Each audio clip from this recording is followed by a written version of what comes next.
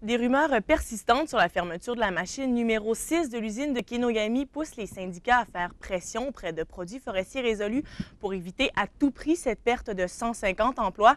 Les représentants de deux syndicats de l'usine, Daniel Maltais, président du syndicat employés de profession et de bureau, et Jean-Guy Tremblay du syndicat des communications, de l'énergie et du papier sont avec moi pour en parler.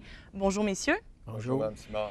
Vous avez eu hier une rencontre regroupant les représentants syndicaux de l'usine pour déterminer des moyens de pression que vous allez faire.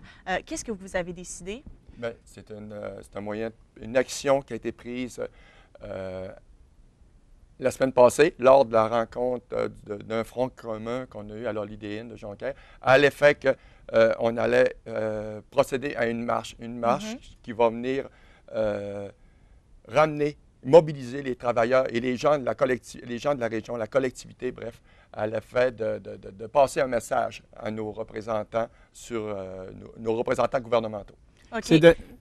C'est de dire à notre PDG et les conseillers municipaux et députés de dire que Kenogami, la marche, c'est le maintien de deux machines à papier à Kenogami. C'est le but premier.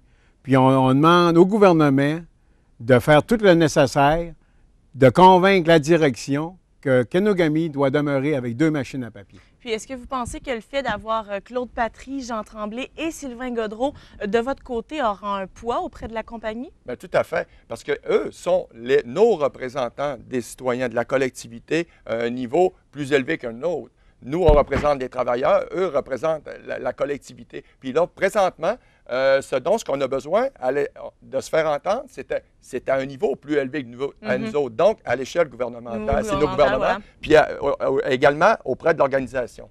OK. Et puis, qu'est-ce que vous pensez de l'attitude de Serge Chimard qui, quant à lui, attend de voir la position de la compagnie avant de se prononcer? Bien, concernant M. Serge Chimard, présentement, on y a envoyé un courriel ce matin, Okay. l'invitant à la démarche.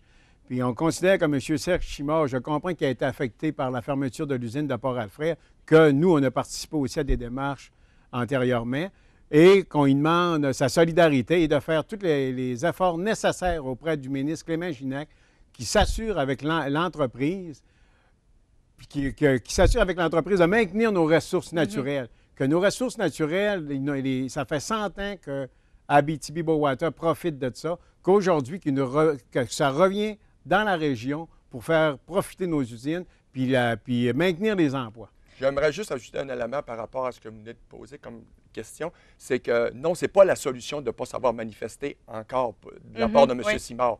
Parce que ce n'est pas lorsque une décision est prise puis qu'elle est tombée définitivement que c'est le temps de se réagir et de se mobiliser. Je pense qu'en ayant cette information-là d'avant-garde, c'est important de se mobiliser d'ores et déjà. Exactement. Voilà. Et puis, est-ce que vous comptez, là, parmi les moyens de pression, prendre peut-être exemple sur Aluminium Arvida en 2004 qui avait organisé une marche dans les rues.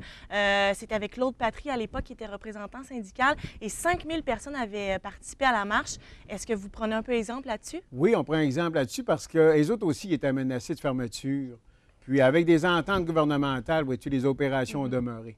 Ça fait qu'on veut exactement avoir les mêmes avantages que Rio Tinto, aujourd'hui Rio Tinto, ont présentement, que pour maintenir nos opérations. Au-delà que la production est demeurée, on retrouve présentement des créneaux de production qui sont en train de s'établir ici à Arvida. Donc, l'ampleur a pris plus de chemin que prévu de bord à l'époque, qui était de maintenir les opérations existantes. Ouais. Et puis, est-ce que vous pensez que, bon, Jean Tremblay a proposé il y a quelques mois un projet d'acheter 3 usines dans la région, soit Bézi, Chicoutimi et Jonquière. 3 barrages. Oui, 3 barrages. Et puis, est-ce que vous pensez que ça aurait pu sauver un peu l'avenir de l'usine de Kenogami? Jean Tremblay, l'offre qu'il a faite à la compagnie, à M. Garneau, l'offre qu'il a faite, c'est que s'il manquait de liquidité, il était prêt à faire une offre sur les 3 barrages, mais conditionnelle à investir dans l'usine Kenogami. La question qu'on se pose, on se dit, à cette heure, si M. Garneau refuse, on se demande, je pense qu'il est en train, à l'heure actuelle, pas de mobiliser le Québec, de manipuler le Québec en entier pour avoir le plus d'avantages possible pour diminuer ses coûts d'opération. Mais ce n'est pas une raison de fermer des usines qui sont rentables puis de réouvrir des usines qui, lors de la RCC, avaient été déclarées par des comptables agréés qui n'étaient pas rentables. Et puis, est-ce que les syndicats ont le pouvoir de conserver leurs ressources naturelles, d'empêcher la compagnie d'avoir accès aux ressources naturelles? Au-delà du syndicat, je pense que c'est la collectivité. C'est à nous, la collectivité, Oui. aller, de se prendre en charge, puis de demander au gouvernement de gérer Oui. nos avantages des ressources naturelles, qu'il y ait une retombée au sein de la collectivité et non au sein des entreprises comme il a été depuis de nombreuses années. Vous me parlez là de la collectivité. En 2004, là, Jean Tremblay, lors de la fermeture de Port-Alfred, a fait un référendum pour savoir si la population serait intéressée à être propriétaire, si on veut, de ces ressources naturelles. Et dans la région, c'est 92,5 % de la population qui veut avoir accès à ces ressources. Qu'est-ce qui est arrivé depuis ce temps-là? Pourquoi est-ce que les usines n'ont pas encore la main sur leurs ressources alors que la population est d'accord avec ça? Bien, ce qui arrive, c'est qu'anciennement, les avantages hydroélectriques diminuaient les coûts d'opération de l'usine de Kenogami et d'Alma. Fait que pour nous, on trouvait qu'on avait déjà un avantage par rapport à nos coûts de fabrication. Puis qu'aujourd'hui, qu'on nous enlève ces avantages-là, j'ai un gros point d'interrogation. Mm-hmm.